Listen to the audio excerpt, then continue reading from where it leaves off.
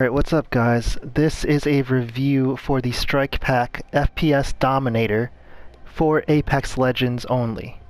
This is only related to Apex Legends gameplay, specifically more ranked gameplay as well. So first we're going to review the Strikepack's physical features. So what I mean is the actual paddles on the Strikepack as well as the connector cable. The Strikepack itself is connected to your PS4 and needs to be connected to your PS4 the whole time. So you can't just unplug this and use it as a Bluetooth controller. The Strikepack will not work. So if you don't like using a wired controller, this is already going to be a con for you. But I will say this wire is very good quality. It's already coated in a pretty durable material, so you could probably spill stuff on this. You don't have to worry about stepping on it. They did a pretty good job with the wire. The paddle qualities are also very good. I've been playing with the Strikepack, just testing it out for about a week. The paddles are very comfortable to use, and it's also a very cheap alternative solution to buying something more expensive like the SCUF controller. The advantage the Strikepack has is that it's an attachment to your pre-existing controller, and everyone obviously already has a PS4 controller if you're playing Apex Legends on PS4. So this Strikepack is about $40. A SCUF controller with paddles will run you over $100, and the third-party vendors will also sell their controllers with paddles on the back for at least $50 and above. So in terms of affordability, this is a pretty unique solution. Alright, so now let's move on to the recoil review for the Strikepack. So right now the Strikepack mod is on. So if I shoot R301 and I don't press anything here without touching the right joystick, you'll see it's a laser. Now 301 is kind of already a laser, so now let's try the R99.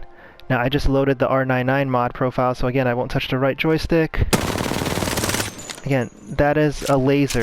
The R99 is probably one of the more difficult recoil guns to control in this game. So if you're looking for a very quick time to kill and you can get the jump on your opponent and then hide right back into cover, the mod pack is definitely what I would consider a pay-to-win kind of solution. So when I say pay-to-win, I mean that it's a shortcut for people who are probably casual gamers who don't have the time to put in to master the recoil of the R99. The streamers out there, the pro players, they do not need this because they've already fine-tuned their joystick or mouse movement to the point where they are probably just as accurate at the Strikepack. And beyond that, their communication, their teamwork, their game sense, their awareness for hearing, that kind of stuff won't be amplified by the Strikepack. So that won't matter. The only thing that'll matter is recoil control. So I would say the Strikepack is very good for recoil control if you are a casual player without the time to dedicate to mastering recoil for each gun. The other advantage the mod pack gives you is amplified aim assist. I did not really find this useful. First of all, it causes your screen to shake. If you notice, my screen is slightly shaking whenever you aim down sights. Second of all, it's supposed to help drag your bullets towards the target, but it really doesn't do that. I did not notice a difference in gameplay when I was using it, so really it's probably very minor, and it does cause your camera to shake, so you're kind of giving a trade-off there. You're probably better off just developing better game sense and finding ways to flank your opponent or get the jump on opponents' teams with your team. The other thing people like about the Strikepack is you can rapid fire easily by just holding the mod down. So for a G7 Scout, if I just simply hold this trigger button down, I'm going to shoot rapid fire instead of pulling the trigger. But as you notice, it's not exactly something you can't do by just quickly tapping it yourself. So I didn't find that very helpful. Plus, you have to master the recoil control if you are going to just rapid fire like this. There is no auto recoil for single fire turning into rapid fire for the mods. So I didn't particularly find that very helpful.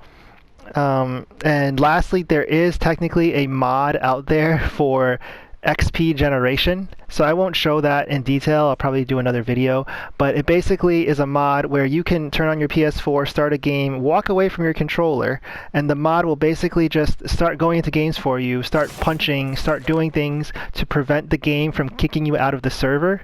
And then when you naturally die to ring or to whatever, when you die, the mod pack will bring you back into a new game and have you punch and crouch and such so you don't get kicked out until the ring kills you or a different team kills you.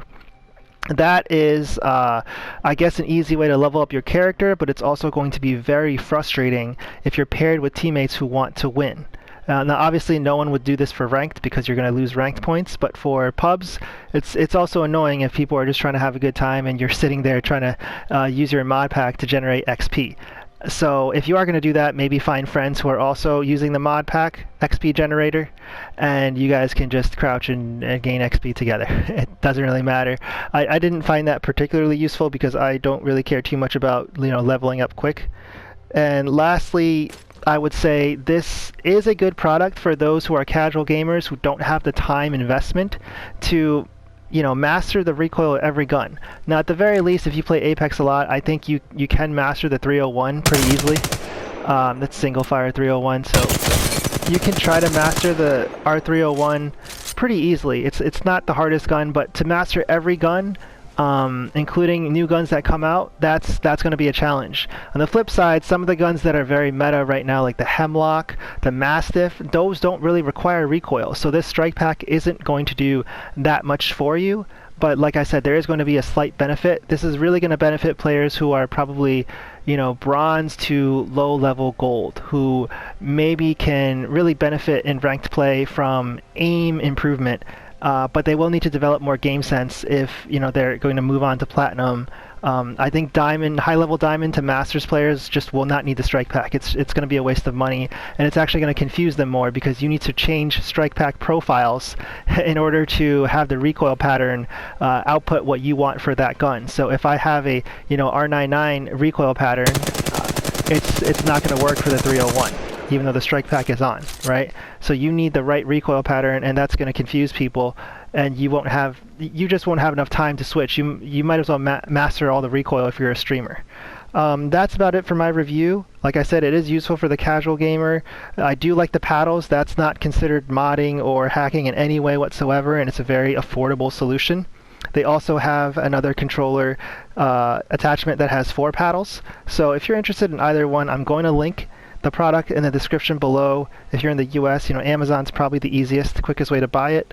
And I hope you enjoy the review. If you have questions, go ahead and post a comment and I'll try to get to it. Thank you.